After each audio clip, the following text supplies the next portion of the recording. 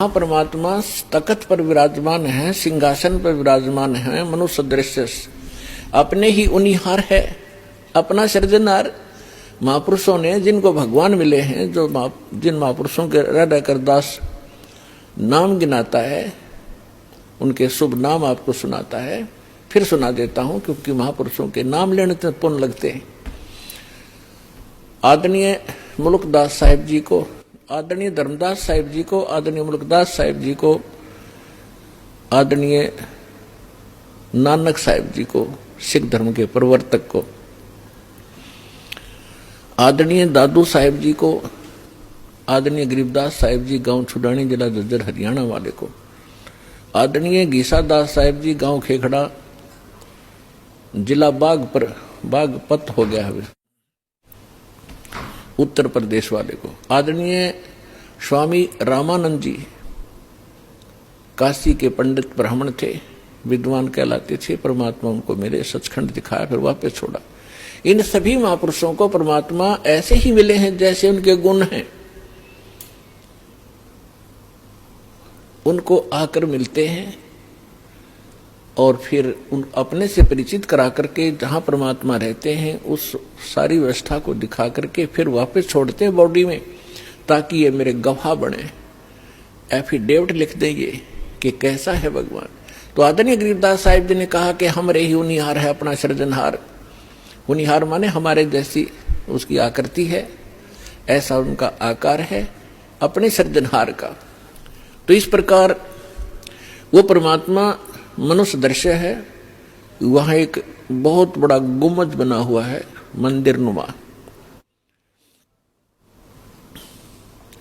उसके सेंटर में परमात्मा का तख्त है, सिंहासन है, सिर पर छतर है। जैसे आप इस दास के ऊपर ये आर्टिफिशियल बना रखा भक्तों ने, ये देख रहे हो।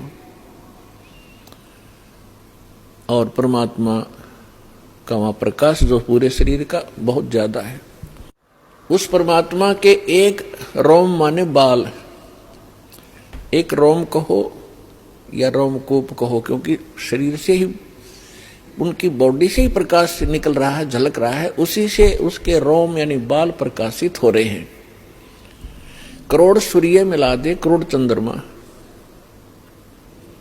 तो भी एक रोम यानी बाल का प्रकाश ज्यादा होगा। तो इतना तेज है उस परमेश्वर का। वहां पृथ्वी है सतलोक, जैसे धरती आप देख रहे हो ये ऐसी, वो केवल व्हाइट कलर की है, जैसे आप बालू रेत देखते हैं। तो वहां पृथ्वी का कैसा रंग है, और उस पर वर्षा हो जाती है, वो सेट हो जाता है, तो भी कलर वैसा ही रहता है। तो ऐसा उस सतलोक का भी प्रकाश है, वो भी सौ प्रकाशित है, जैसे हीरा प्रकाशित होता है। हीरे में अपने आप चमक होती है, मोती में चमक होता है, इस प्रकार वो पृथ्वी है। वहां सदाबहार वृक्ष हैं, सदाबहार ये सभी काजू, किशमिश, मेवे, सेब, संतरे, सभी फल फ्रूट वहां सदाबहार रहते हैं, वहां कभी अकाल नहीं होता। ये तो है वहां की सतलोक की डेफिनेशन। और परमात्मा कैसे हैं ये आपको दास बता ही रहा है कि मनुष्य दृश्य है, और वहां सृष्टि है ऐसी ही। ये तो डुप्लीकेट है, जो यहां बनाए गए हैं ये मिट्टी के शरीर, ये तो उसकी तुलना में एक खिलौने और मिट्टी से बने हुए हैं। और वहां का जो शरीर आपका स्वर्ण का हो, जो कभी विनाश में नहीं आता। इस प्रकार वहां सृष्टि है। वहां आपके पूर्व के सभी महल जो के त्यों हैं। प्रत्येक व्यक्ति की एक विशेष टेंडेंसी है, एक वृत्ति है, जरा सा कोई अच्छी पोस्ट बन जाती है, उसको प्राप्त हो जाती है, या कोई धन चोखा मिल जाता है, बढ़िया कोठी बनाऊं, बहुत लंबी चौड़ी, ऊपर नीचे, और आगे पार्क हो, पार्क में फिर आगे बगीचा हो, एक साइड में तालाब हो, झूले डाल रखे हों, और फुहारे बनाता है आर्टिफिशियल के, कभी कभी फुहार भी डाल लूं, तो ये बनावटी है। अच्छा, यहां तो एक और समस्या है, ये सारा कुछ किसी ने बना भी लिया, तो 36 टेंशन साथ लिए रहता वो, उस घूम रहा है बगीचे में और टेंशन है कहीं और, ये बिगड़ गया काम, वो बिगड़ गया काम, ऐसे ना हुआ वैसे हो जाएगा। तो उसने वहां एक डुप्लीकेट बना भी लिया तो भी उसका सुख प्राप्त नहीं है उसको व्यक्ति को। और सतलोक के अंदर ऐसे ही बहुत लंबे चौड़े प्रत्येक प्राणी के अलग अलग महल हैं, वहां आपका परिवार होगा। आपको कितने अच्छे लगते हैं अपने माता पिता, भाई बहन, अंकल चाचे ताऊ और बच्चे, रिलेटिव। और यहाँ ठीक है अच्छे तो लगेंगे क्योंकि अच्छे हैं, और कल मृत्यु हो जा, टक्कर मारते रहो, कभी भी जीवन में आप उनको नहीं देख सकते फिर।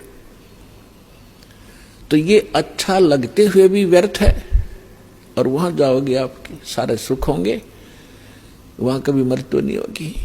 कोई व्यक्ति नहीं चाहता मैं वृद्ध हूं, वृद्ध अवस्था प्राप्त हूं, बूढ़ा हूं, और बूढ़े हो गए। कोई नहीं चाहता मैं मरूं, और मृत्यु डेफिनेट। तो ऐसी धारणा क्यों आपकी? क्योंकि आप पहले ऐसे लोक में रहते थे जहां ना वृद्ध अवस्था है और मृत्यु नहीं है।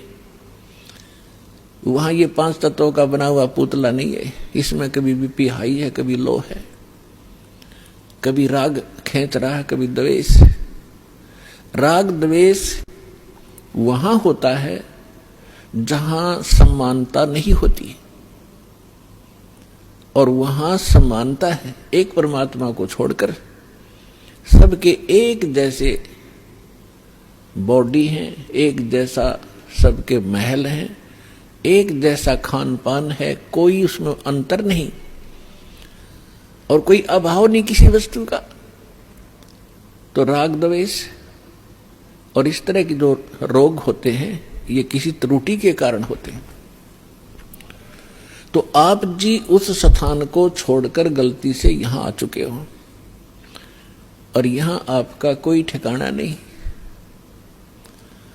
जिन महापुरुषों को परमात्मा मिले उन्होंने बताया है,